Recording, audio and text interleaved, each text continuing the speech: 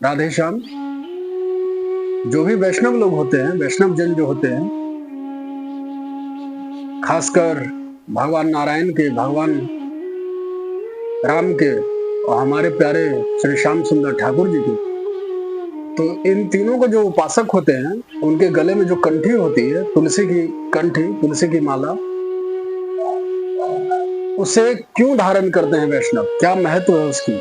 और साधारण जन भी अगर हैं तो सबको कंठी गले में सबको धारण करनी चाहिए। क्यों करनी चाहिए, क्या रीजन है कि गले में कंठी पहनना चाहिए। ये बहुत अनिवार्य है कि हम हर समय एक क्षण को भी विलग ना करें, अपने कंठी को अपने गले से हर समय कंठी को धारण करें। एक समय की बात है, एक व्यापारी था। एक व्यापारी वो बैलगाड़ी लेकर कुछ फसल बैलगाड़ी के पीछे जो रखने की होती है रखकर बैल को हाँकता हुआ वो व्यापारी जा रहा था आगे। तो व्यापारी आगे की ओर जब जा रहा था, धीरे धीरे जाते जा रहा है, तो वहां पे एक बहुत बड़ा काला सा, दिखने में बहुत भयावह एक व्यक्ति वहां प्रकट हुआ। तो जैसे ही वो प्रकट हुए वहां, तो जिस रास्ते से वो बैलगाड़ी लेकर वो जा रहा था, तो उसी रास्ते से एक और भी मनुष्य पैदल उसी रास्ते से जा रहा था वह भी। तो वो आगे को निकल गया, वो पैदल वाला व्यक्ति। तो जैसे ही वो आगे जाता गया, तो देखा कि बहुत विशाल काय शरीर का दिखने वाला उसी मार्ग में खड़ा है गदा लेकर। तो उन्हें देखकर वो जो साधारण व्यक्ति जो चले जा रहा था पैदल, वो डर गया। वो सोचा इतना भयानक, इतना भयावह दिखने वाला ये प्राणी कौन है। तो उस व्यक्ति ने उनसे पूछा कि आप कौन हैं और यहां क्या कर रहे हैं। तो उन्होंने बताया कि मैं यमराज हूं, यमराज हूं। तो एक व्यक्ति इस रास्ते से जो आ रहा है बैलगाड़ी चलाते हुए, मैं उसको लेने आया हूं। तो उस व्यक्ति ने पूछा, मनुष्य वो थोड़ा, वो भी यमराज सुन के वो भी डर गया। अचानक से किसी को भी डर लग जाएगी। तो वो महाराज वो इतना डर गया, वो कांपने लगा। व्यक्ति था वो कांपने लगा। यमराज जी ने उनसे कहा कि देखो भाई, तुम्हें डरने भय खाने की जरूरत नहीं है। तुम्हारा अभी वैसा समय आया नहीं है। बिना समय आए हम किसी को मृत्यु लोक से लेने पधारते ही नहीं है। तो तुम निश्चिंत रहो। जो प्राणी इस बैलगाड़ी से आ रहा है चलकर, हम तो बस उसे ले जाने आए हैं। और उसे ले जाने की जो विधि है वो भी विचित्र है। वो भी विधि भी ले जाने की विचित्र है। वो उस व्यक्ति ने पूछा वो क्या है। तो यमराज जी ने कहा कि जो बैलगाड़ी पर बैठकर जो चला आ रहा है, वो ऐसे होगा उसके साथ घटना कि वो आगे आएगा, जैसे ही चलता जाएगा तो जो बैल की जो नथ होती है, रस्सी जो लगी होती है मुंह से होकर, वो टूट जाएगी। तो उसे उतरकर वो ठीक करने लगेगा। जैसे ही वो ठीक करने लगेगा, वो जो बैल है उसकी बड़े बड़े उसके सिंग है, वो जोर से उसे टक्कर मार देगी उसके पेट में,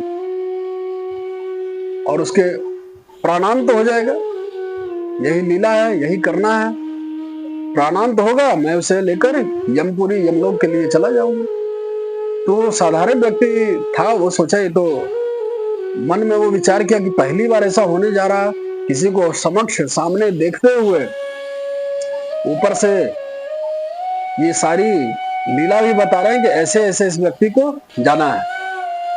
तो देखना चाहिए, जब यहाँ पे हम हैं ही तो छुप कर देखते हैं कि क्या होता है, कैसे होता है। जो ये बताए हैं वैसा ही होता है, क्या होता है। तो एक पेड़ के आट में वो व्यक्ति जाकर छुप गया, उसके साइड में कोने में पेड़ में छुप गया। और यमराज जी वहां साइड खड़े ही थे, साइड में होकर खड़े हो गए। वो ठीक उसी तरह हुआ। वो बैलगाड़ी लेकर आ रहा था वो व्यक्ति बैठे हुए, अचानक से उस बैल की नथ टूटी, रस्सी टूट गई। उसे ठीक करने वो उतरा।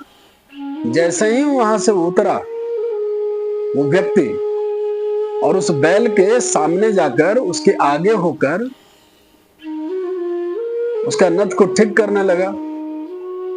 तो जैसे ही वो ठीक करने लगा, वो उसके लिए रस्सी बांध ही रहा था बैल को, तो उसी बैल ने उसी प्रकार जैसा उन्होंने कहा था उसी प्रकार बहुत जोर से उसके पेट में वो बैल ने टक्कर मारा। उसके पेट तो उसका फट गया। दूर जाकर वो फेंका गया, वहां से दूर जाकर गिर गया। वो व्यक्ति जोर से टक्कर मारी, दूर जाकर गिरा, उसके प्राण चले गए, मर गया। ये सब वो व्यक्ति छुपकर देख रहा था। जो एक और व्यक्ति जो था जिनसे ये सारी वार्ता हुई थी, ये छुपकर देख रहा था, लेकिन वो तो प्राणांत हो गया वो व्यक्ति। लेकिन वो व्यक्ति जो छुपा हुआ था वो क्या देखता है कि जो यमराज कह रहे थे कि हम इन्हें लेने आए हैं, इस व्यक्ति को लेकर जाएंगे, वो यमराज जी बिना उसे लिए वो खुद जाने लगे। उस व्यक्ति को साथ में लेकर नहीं जा रहा है, वो स्वयं ही जाने लगे, वापस लौटने लगे यमपुरी के लिए। तो व्यक्ति दौड़कर उनके पास गया और कहा कि आपने तो अभी हमें ये बात बताई कि इस व्यक्ति को जैसे जैसे आपने कहा था सारी घटनाएं तो ऐसे ही हुई, तो फिर आप इसे लेकर क्यों नहीं जा रहे हैं? आप तो खाली हाथ लौट रहे हैं। इस व्यक्ति को, जीव को लेकर जाइए साथ में, आत्मा को। तो श्री यमराज जी ने कहा कि देखो भाई, हुआ तो सारी वही घटनाएं जो हमने बताई। जैसे जैसे हमने बताया वो आया, बैल की रस्सी टूटी, वो रस्सी बांधने के लिए नीचे उतरा, बैल ने टक्कर मारी, उसका पेट फटा, प्राणांत हुआ। लेकिन यहाँ पे एक गलती उस बैल की ये गलती हो गई कि वो जरा जोर से टक्कर मार दी।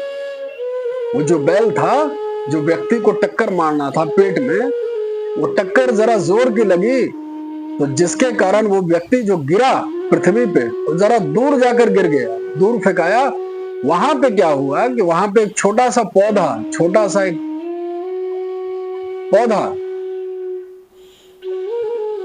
वृंदा का, तुलसी का एक पौधा था, उस पर जाकर वो व्यक्ति गिर गया।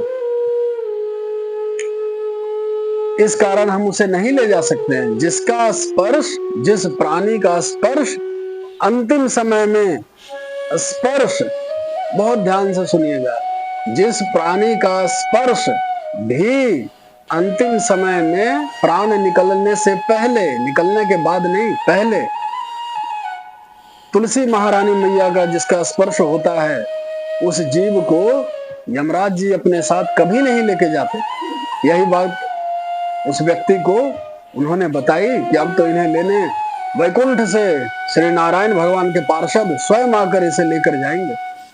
वो तुलसी का पौधा पे गिरा है, अब तो उन्हें उनके पार्षद लेके जाएंगे। अब ये यमपुरी, यमलोक जाने का अधिकारी नहीं रहा।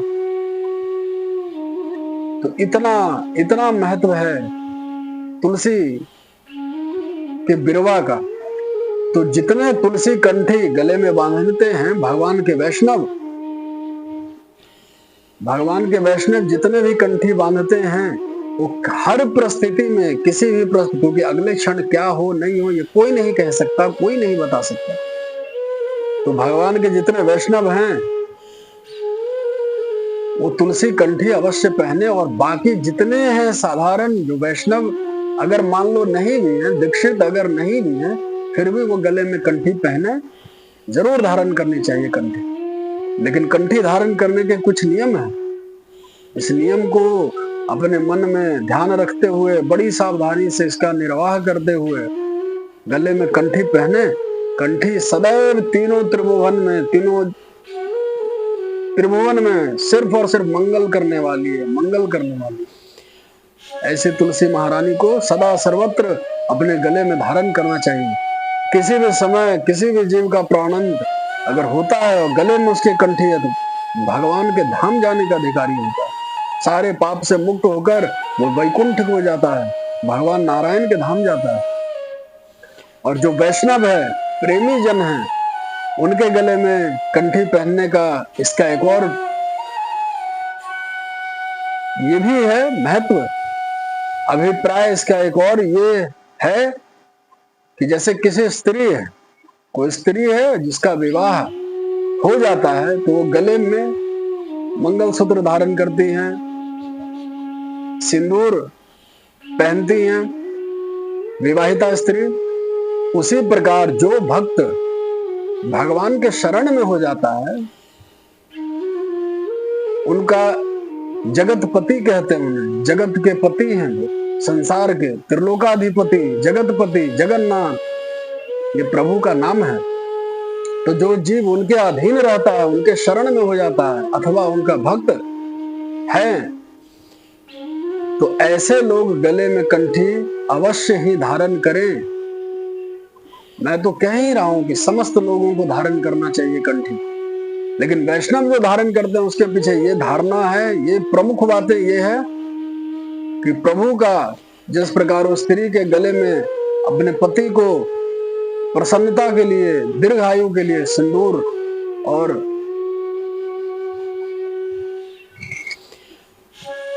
भी चीजें हैं श्रृंगार की, ये सब कुछ धारण करती हैं, उसी प्रकार एक भक्त को अपने स्वामी, अपने भगवान जगतपति को प्रसन्न करने के लिए अपने गले में इस कंठी को धारण करना चाहिए। इससे प्रभु को सबसे अधिक प्रसन्नता होती है, बहुत प्रसन्नता होती है।